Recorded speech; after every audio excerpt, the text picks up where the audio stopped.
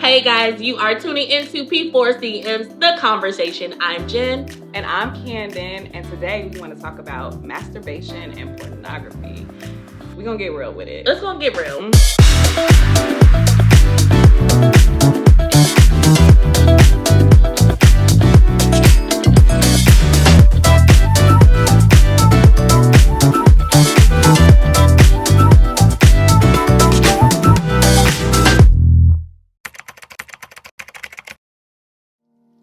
So, to start off our episode, we have a caller from Atlanta, Georgia.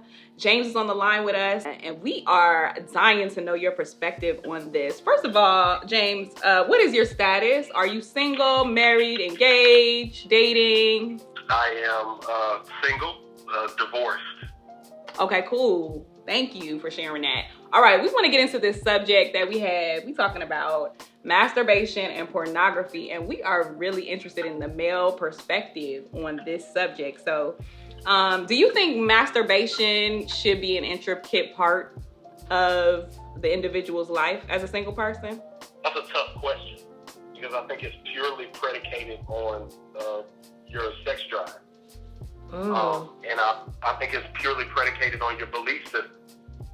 So if you're of the belief that having sex before marriage is wrong and not, morally in line with your, whatever Judeo-Christian beliefs or whatever you believe, I believe that it can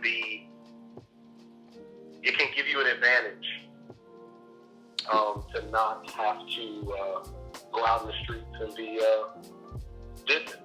Okay, so you see masturbation as an advantage because you're allowed to kind of get a release through that as opposed to getting that from another person, correct? Absolutely, because it's the difference between is my issue, because when it comes down to masturbation, the act is not wrong. It is the thought process in reaching climax. It's the lust issue. It's the problem with fantasy. So if you can take your masturbation out of the realm of fantasy and not be fornicating in your mind, then there's nothing wrong with masturbation if we're going from a Christian standpoint.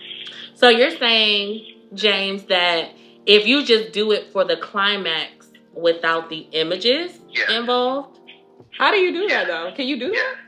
I wasn't aware. I can't do that. I wasn't aware that you can do that. I can't do that. If you can release that seed via masturbation without, if you can master it in a way to where you don't use lustful images or lustful imagination, then I think that it's okay. But when you start involving pornography, when you start involving all of these other different mediums in order to get to climax, I think you are shackling yourself. And I don't think it doesn't benefit you. So you're basically saying it's levels to it. Like, get your release without the fantasy. The question I would have then is, what role does self-control have in the importance of an individual's life? Because if you have to release it every so often, not putting us, I definitely understand the biological way the body works, right? But my curiosity, James, is like, as a person, are you not then allowing your need to release to then control you, as opposed to you just being a human being with a heart and a mind that actually controls what your body will and will not do? Not like you're not going to feel the urge to do it, but then does it become, it sounds like it would be an addiction then if you would have to do that every 72 hours. Okay. Absolutely. And I'm not talking from the place of having to do it, because it goes back to what Paul said. He said, I can do anything that I want to do, but I will not become a slave to anything. And I think that's very, very important, especially with this conversation. I think self-control is extremely important in the life of a believer. It's not only sexually. Do you have self-control with your mouth? you have self-control with your eating habits? Right. Do you have self-control in the way that you structure your life? And do you have sexual self-control? I don't want to take away from the moral importance and the development that comes through not doing everything that your body tells you. The only way that I am an advocate for masturbation, I want to be clear, the only way that I'm an advocate for masturbation is if you can eliminate the element of fantasy. Okay, got you. If you can find a way to do it, to where your mind is clear and you're not thinking about somebody that doesn't belong to you, then I feel like it's something that you can do. It even goes into the realm of pornography. Mm-hmm. If you have images in your brain about somebody that does not belong to you, mm-hmm. it's still pornography. So do you believe that it's possible for someone to do the physical act of masturbation? I've had conversations with a couple of men. One minister actually was just like, he was like, I found a way to do it. He was like, I don't do it often. He said, but when I need a release, he was like, I found a way to clear my mind and not think about a particular person, but just focus on getting this out so I can move on. I feel like I really appreciate the perspective on it, because I think a lot of times people don't know what to do with it. It's like one of those things that it's like you have, yes, do we biologically have a way that our body craves certain things? Absolutely. But I also think that sometimes we kind of toe the line with like what is a healthy practice and what isn't, mm-hmm. what is a spiritually sound practice and what isn't. And I think just allowing yourself to get, a release and trying to find a way to do that, even though all of the ways that you have been doing that before all leads down the same road, is just kind of like, why? Like, why not just deal with the root of the issue, which is to stop? I think the way God actually formed us was for us to not have to bear the burden of trying to hold out for decades. Mm-hmm. I see that. You have to think about what Paul said in 1 Corinthians 7. He said, let me hear it. It's better to marry than to burn with passion. Uh-huh. And it is a natural desire for us to want to release sexually. But God gave us an out for that. I feel like, it's important for us to champion marriage, mm-hmm. to champion self-control, and to not burden people with a weight of a scripture that you feel like you're interpreting properly, that you're not.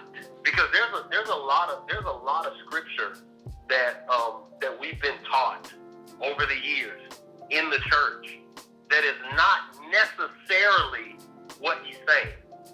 Because context is very important. And when you take things out of context, you put people in prison. Like, you're not going to be able to find a scripture in the Bible that tells you not to masturbate. Mm-hmm.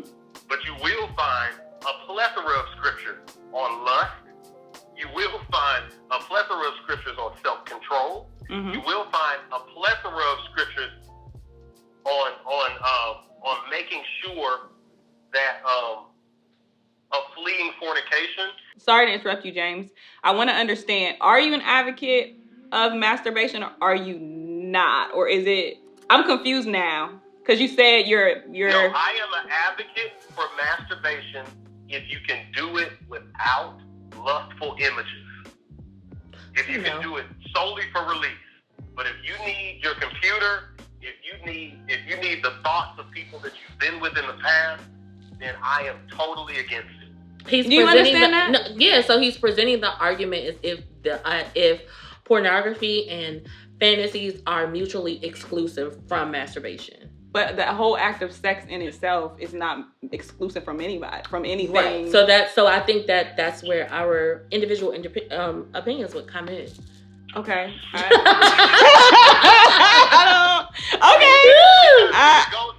It goes back, and I know it's a tough conversation. I know for me it's not possible. It's just not possible. I don't think back that. to I think what's it's not the actually definition of said. sex at all. So that's why I'm confused.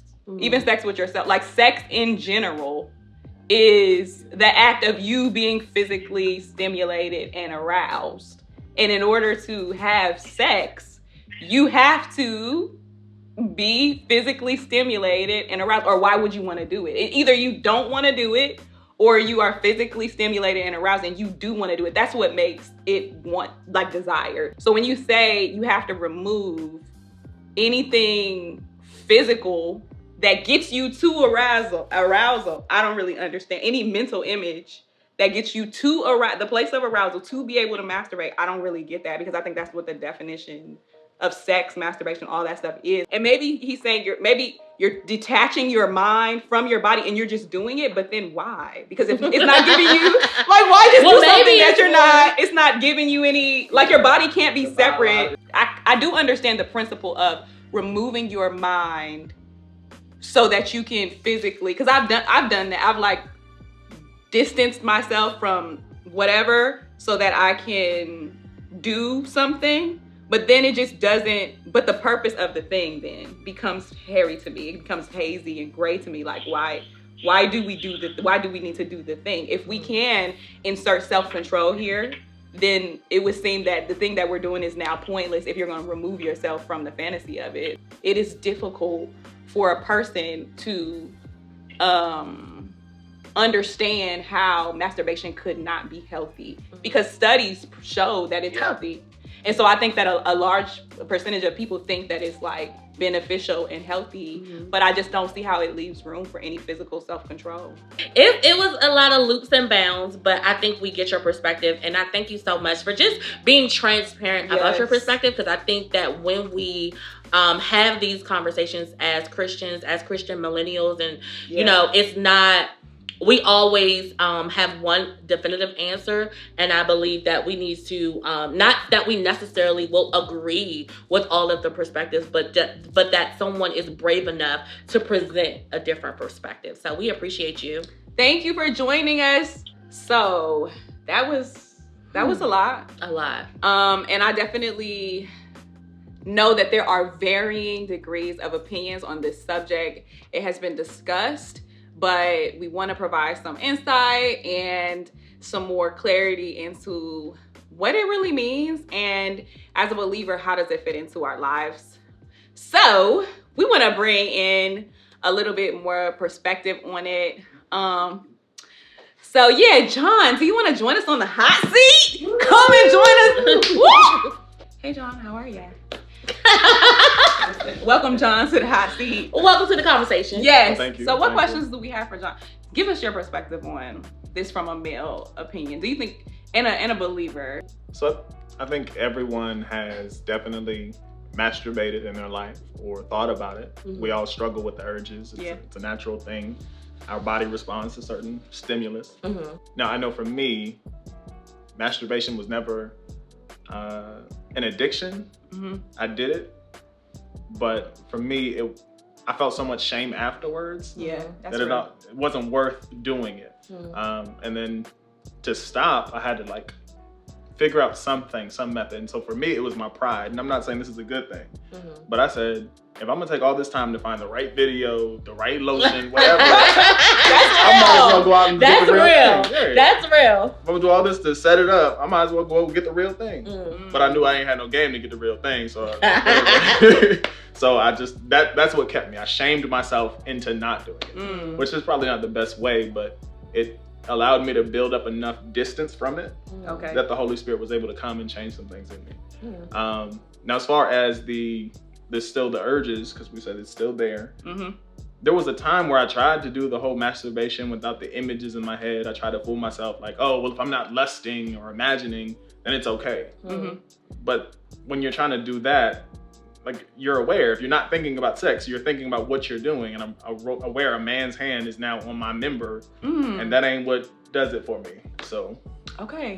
No, that's real. Like, I think that it's maybe not the intention of what that thing is for. When you realize that, when you had that realization, like, oh, yeah, this is probably not what I'm supposed to be doing here. That's really, really real. So I definitely appreciate the transparency there.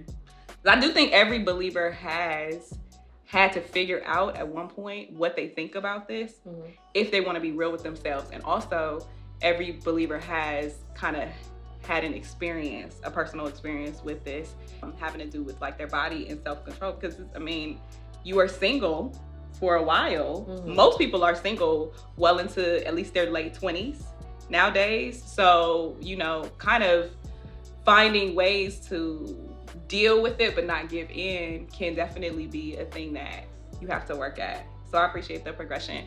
Do you think that there were other ways in which you prevented yourself from falling to that? Even now, like it's we can't pretend like it's not like a real thing that enters our head sometimes. Yeah. So what ways do you think that you kind of like are able to, you know? So more often it's at night, right? When it's dark. After 11 o'clock, ain't nothing open but legs.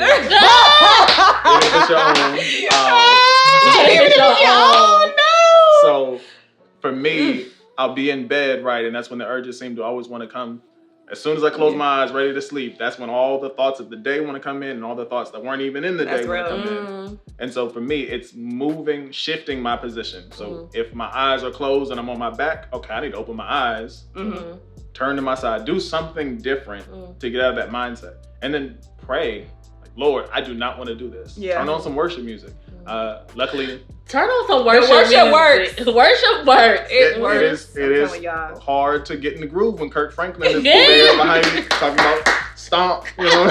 So that's real. TD Jakes had a love album. I've heard people say cold showers and that type of thing. That seems like torture. That's what they do to torture people. So I don't do that. But if that works, yeah, for me, it's really, anytime I close my eyes and the images come, then I'm opening my eyes and I'm trying to think about something. I'm looking around the room, I'll count objects, whatever I gotta do to keep myself in a position where I don't feel that shame and that guilt and that, not that God distances himself from me, but I feel less close to God when I've done something that I know isn't beneficial. So yes, while everything is permissible, Paul also says not everything is beneficial. Yeah. So.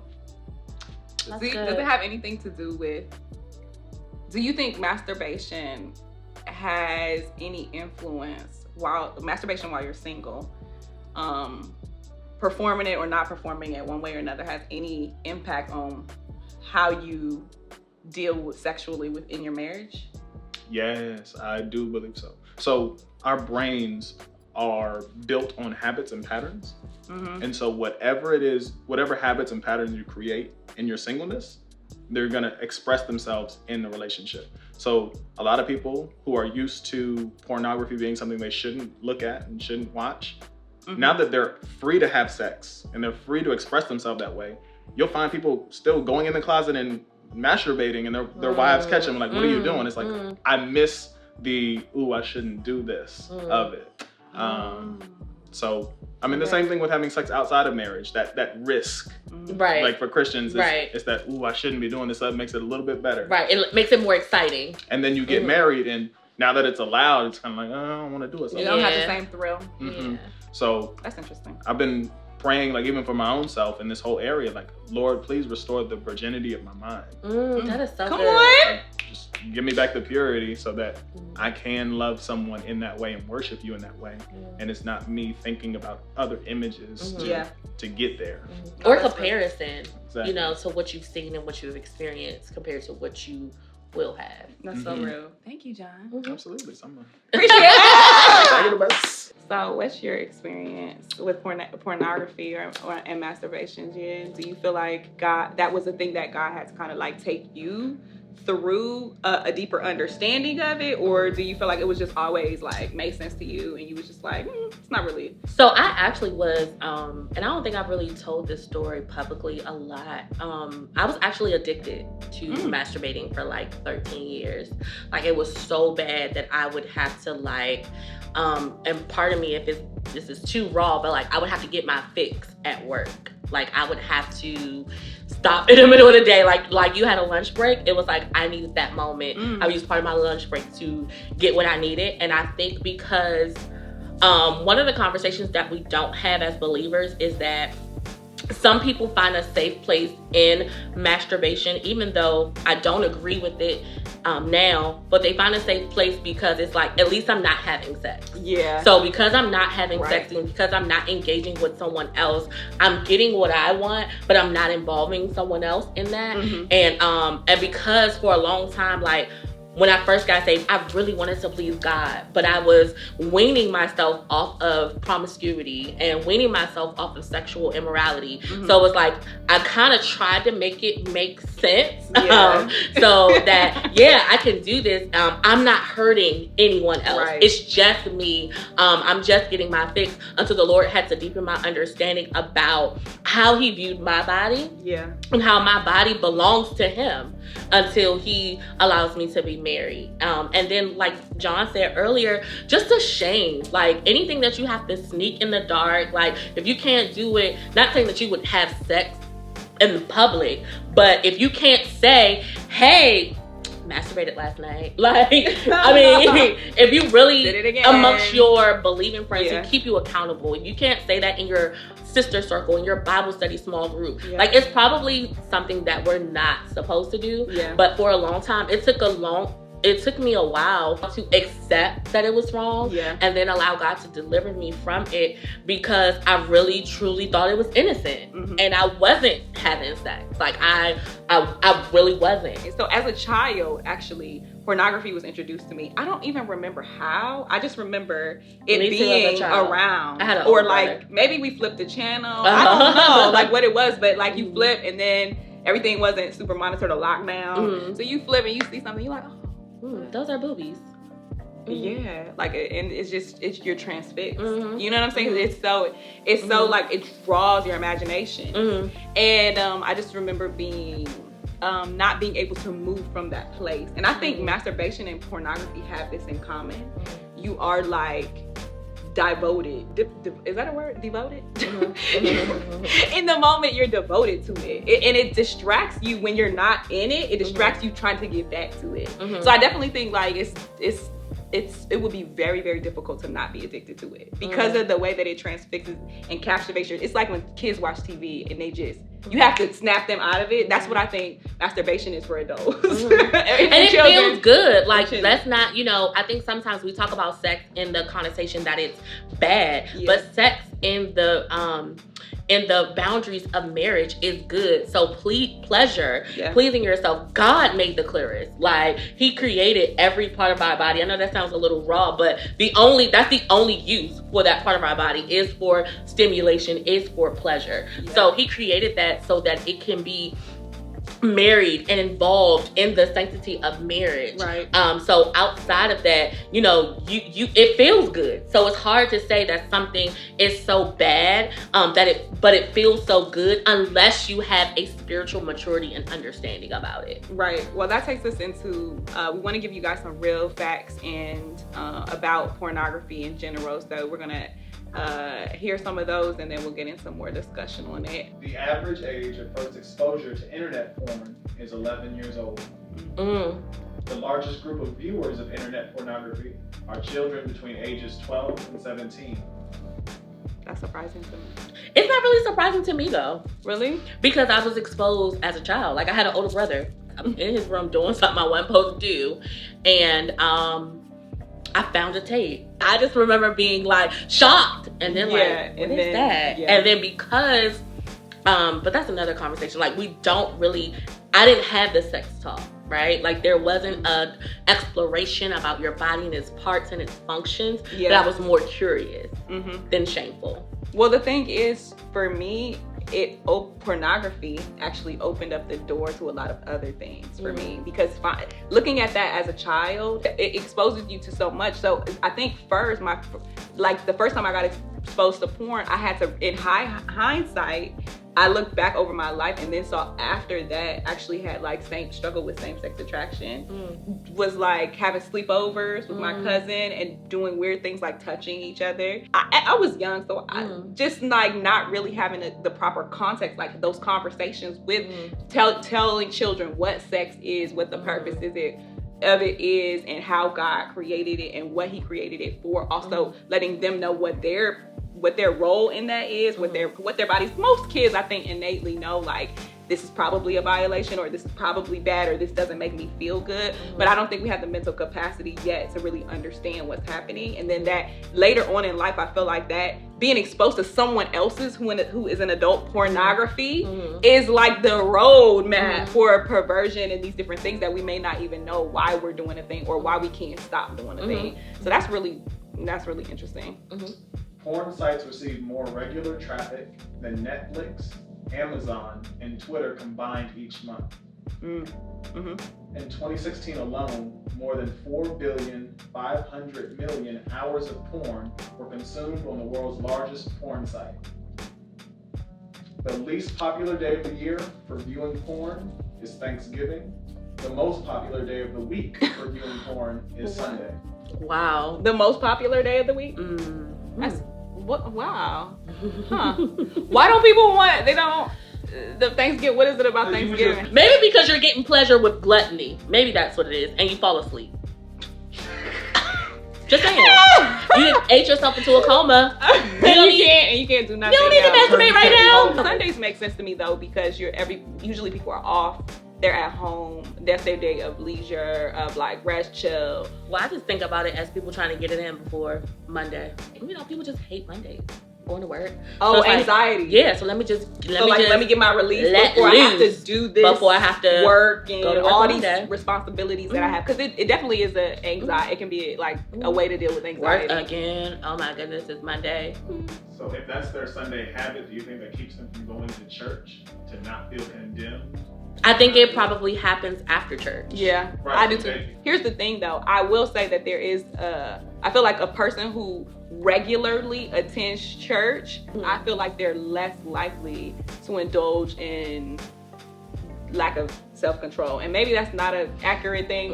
I don't agree. You don't think so? People just go to church religiously because they always did that, but they're not too. Let me tell you. How though? How are you hearing the sermon? What church do you go to? Like, everybody doesn't go to church because of relationships. Some people go because their families go. Some people go because it's just the thing to do. You know, I feel better as a person if I gave God his cut for the week, and then I just do whatever I want to do. And then like I've heard that the porn sites and the pay-per-view movies are like skyrocketed during church conventions. So I definitely don't think that's a deterrent at all. Well, the thing is, I do feel like we need to talk about it in church. I agree. More, because when's the last time you heard a sermon on sexual self-control, incling masturbation? I've never heard it. And the other thing that I think it would be great if was addressed more is women struggling with masturbation and pornography, because I think it's largely talked about from the perspective of men are addicted to pornography, men this and men that, and men need this, and men, and then it's like, are women not sexual? Because we are. And the thing is, like, I have experienced my own struggles with masturbation and pornography, so I know there are tons of other women who have experienced that, who have urges and that kind of thing. I never heard of a small group for women with sexual addiction. Never. I remember one of my little sisters at the time catching me on it. Like, she got on my computer after the fact, and I guess she must have went through the history, and she tried to tell my parents. And at this time, like, I have rededicated my life to Christ. I may have been like 19 or so. And like, she was telling my parents that I was doing this, and I like flat out lied because I did not know how to process it. Like, were we going to talk about it? Were they going to be able to give me tips to not to masturbate? Because I think a lot of things, we don't have a practical approach. It's just like, don't do it. Stop cold turkey. And I really, I didn't want the shame from my parents. I didn't, or just even being an adult, like, because realistically, if I wanted to have sex, like, I could have just been having sex, but I was trying to find my own remedy. And I was just too afraid to say, like, hey, I'm struggling with this. Like, how do I get help? So taking the shame from the sting of sin and really dealing with things that really need to be talked about so people can be free. Because I was addicted. Like, it wasn't like a casual leisure thing. Anytime you are like, and at that time I ain't have like no desirable job. Like, anytime you have to have a climax break, like at work, that's a problem. Like, and back then we didn't even have no good like iPhone clarity. Like, I had to struggle to get the Wi-Fi, to get the picture, to find the clip, to do what I had to do on my, like, that's an issue. So I know for me personally, one thing that has helped me is denying myself from physically with food and things like that. What's one way that kind of like helps you with overcoming that addiction? Accountability. I think I'm so big on safe spaces to be able to say, like, this is what I'm struggling with, and finding a group of believers that will take the ill face away and really be like, oh, it's okay. You know, like, it's not okay that you're struggling with that, but all right, let's talk about it. Right. Let's unpack it. Yeah. Let's, like, so how do you feel? Do you need someone to call you when you feel those urges? Like, the same, you know, how I broke, stop having sex before marriage. Like, having some people around you that will not make you feel judged, that will not make you feel like, oh, you know, I messed up, it's over for me. Right. Or how could you be struggling with that? Like, taking that surprise element and say, you know what? We all have sinned and we all fall short. Come on, let's get it together. Let's figure out a practical plan for you. I definitely agree. I think that just not feeling like we have failed completely and have to start all the way from the beginning. You know what I mean? Because it's like, oh, well, I just should keep doing it. If I can't make it a week or 2 weeks or 3 weeks, then it's fine. I'm gonna just give into it. And like, the thing is, you have to kind of prevail in it. You have to kind of have a struggle, and it has to be little progress. And then you it doesn't have to be that way, but most likely it looks like it's a little bit of progress, and then little progress leads to much progress. So, John, you have another statistic for us? A statistic with a question. So what about romance novels? It's $1 billion industry and 84% of the buyers are women. Is that following the same line as pornography, or is that okay because it's just words? I think it's the same. If it's erotic books, I think it's the same because it takes your mind there, and I think that you develop fantasies and you really put yourself in that place. When you read books, I know people who had to get delivered from those types of books because it was taking their mind to a place that was not holy. Listen, I actually prefer the romance book over the masturbation because I can physically get my mind to a place of climax without having to do, because masturbation is, for a while, was disgusting to me. Like, the physical act of, like, it was made me uncomfortable. So part of the reason why I didn't really like to do it was because I just was like, I don't want to touch myself. Like, I don't want to. Like, I like it, but I don't want to do it. So for me, because I'm a mental person, because I'm like a words person. Like, when you describe, so that's like, oh my God. Like, so I had to stop. I literally had to stop reading. Because when I first discovered them, I was like, oh, this is lit. I'm telling, that's a different type of, like, mentally, your mind is perverted. You like imagining things, you got to cast down them imaginations. So I literally had to, like, give that to the Lord. And of course you give masturbation. Of course I gave masturbation to him as well. And that was like a thing. But for me, the seeing the words on paper and having a really great imagination, that was like, okay, I cannot subject myself to everything. Even now, when I watch certain movies and TV, sometimes I know I'm wrong. Like, sometimes I'm like, I need to turn this off because it literally causes me to want to, like, do things that I don't feel like are fruitful in this season, in the single season. I'm not big on staying in the fantasy place. Like, I need the real thing. Pronto. So you need the execution. You ain't gonna play around with it. Okay. Like, I'm just being 100. Like, I don't want to see you doing it. If I can't get none, like, we about to figure it out. So I mean, so it's just for me, it's just like playing with fire. Like, don't show me shopping bags if I can't go shopping. Like, don't put a meal in front of me that I can't eat. Like, nah, I'm good. Yeah, no, I think that's super good. So definitely leave your comments and let us know kind of your stories of overcoming masturbation. We would love to know those. Mostly what I love to do as a believer is see why God created the thing and what he wanted that thing used for. And anytime we start doing our own thing, Like a lot of people like to use the story of Onan as like, don't masturbate because then God smote him down because he spilled his seed on the ground. I do think that God was displeased with Onan, but I don't think it was because necessarily for the basis of masturbation. I think that he told him to procreate with his brother's wife, and he was disobedient. So I don't think that's a direct way to refute masturbation. But I do think there are a ton of scriptures in the Bible that says your members belong to me. Like present yourself as a sacrifice, holy and acceptable before God. Sex is for your wife. Your body belongs to your husband. There are a ton of scriptures that do not justify you not casting down your own imaginations, operating in lust, having sexual relationships with yourself, and sending yourself through this constant rotation of this sexual act that was designed for marriage. So does that give enough context? I think. I want y'all to have it.